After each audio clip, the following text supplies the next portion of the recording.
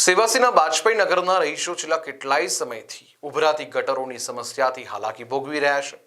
ત્યારે આજે મહિલા સહિત રહીશોનો મોરચો પાલિકાની વડી કચેરી ખાતે રજૂઆત કરવા પહોંચ્યો હતો। આવી તો કઈ સ્માર્ટ સિટી હોય જ્યાં વર્ષો વર્ષ એક હત્તું શાસન હોય, તેમ છતાં પાણીની સમસ્યા હોય, રોડની સમસ્યા હોય, ગટરની સમસ્યા હોય અને આ બધી સમસ્યાઓના કારણે જનતાને સહન કરવું પડે અને સહન કરી જ રહ્યા છે।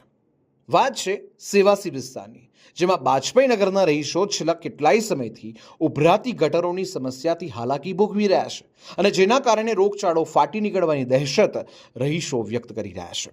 સાથે કોઈ ઉત્સવ પણ ઉજવી શકાતા નથી તેવું રહીશોએ જણાવ્યું હતું। વારંવાર વોર્ડ કચેરી સહિત રજૂઆત કરવા છતાં કોઈ નિરાકરણ આવતું ન હોય ત્યારે પાલિકામાં આજે રજૂઆત કરવામાં આવી હતી અને નવી ગટર લાઇન નાખી દેવામાં આવે તેવી માંગ રહીશો દ્વારા કરવામાં આવી છે। 5 વર્ષથી જ્યારથી અમે રહેવાયા ત્યારથી અમને ગટરોનો પ્રોબ્લેમ છે। એટલી બધી ગટરો ઉભરાય છે તો અમે ચાલી બી નથી શકતા। અત્યારે અમારા ઘરે ઘરે છોકરાઓ બીમાર છે, મોટા લોકો પણ બીમાર છે। અત્યારે છોકરાઓ સ્કૂલ બી નથી જઈ શકતા। એટલી બધી તકલીફ છે, અમારે ના છૂટકે અહીંયા આવવું પડ્યું છે। અમે કેટલી વાર રજૂઆત કરી છે પણ કોઈ લોકો જોવા નથી આવતા। એ લોકોને તો વેરો દર વર્ષે વેરો આવી જાય, 1 મહિનો બાકી રહે છે વેરો આવી જાય। અમે રેગ્યુલર વેરો બી ભરીએ છીએ, તે છતાં એ લોકો નથી આવતા।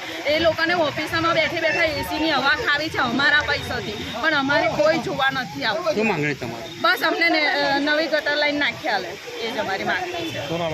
આજે અમે સેવાસીમાં બાજપેયી નગર છે, ત્યાંના 700 મકાનના લોકો રહે છે, પણ ત્યાં છેલ્લા 5 વર્ષથી આ લોકો ગરીબ લોકો રહે છે।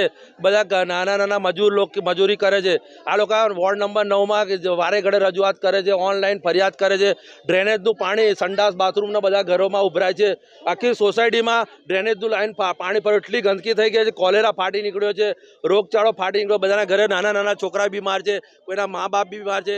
કોઈ તમે હવે મીડિયાવાળા જાઓ તો તમે બી સ્લીપ ખાઈ જાઓ ત્યાં ને એટલું બધું પાણી ત્યાં ગંધાય છે। હું ગયો તો મને ચક્કર આવી ગયા। એટલે પછી હું કંટાળીને આજે મેયરને મળવા, પણ મેયર તો ભાગી જાય છે, કોઈનું સાંભળતા નથી। એટલે મેયરનું રાજીનામું અમે માંગીએ છીએ।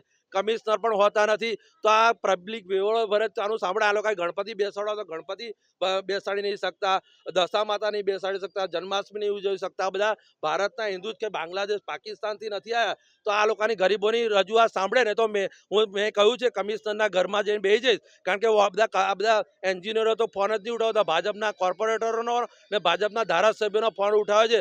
ભાઈ અમે પબ્લિક અમારા ટેક્સી તમે એન્જિનિયરનો પગાર ચૂકે, કમિશનરનો, મેયરનો બધા તમે પૈસા ચૂકો તો આ લોકોને નવી પાઇપલાઇન નાખે તાત્કાલિક। જો પાઇપલાઇન નહીં નાખે ને આ લોકોનું ડ્રેનેજ લાઇનનું પાણી બધું ફટાફટ નિકાલ નહીં લાવે તો 1-2 દિવસમાં હું કમિશનરના ઘરે બેસી જઈશ। મ્યુનિસિપાલિટી કમિશનરના ઘરે મળતે દમ તક ઊભું નહીં થઈએ। અમે હવે મેયરનું બી રાજીનામા માંગે, કમિશનરને બી અમે રાજીનામા માંગે। તમે પબ્લિકને સુવિધા નથી આપતા, બિલ્ડરનો ઉદ્યોગપતિઓની બધી નવી સોસાયટીઓ બધી સુવિધા છે, તો આ ગરીબોની કોણ વાત નહીં સાંભળવાની?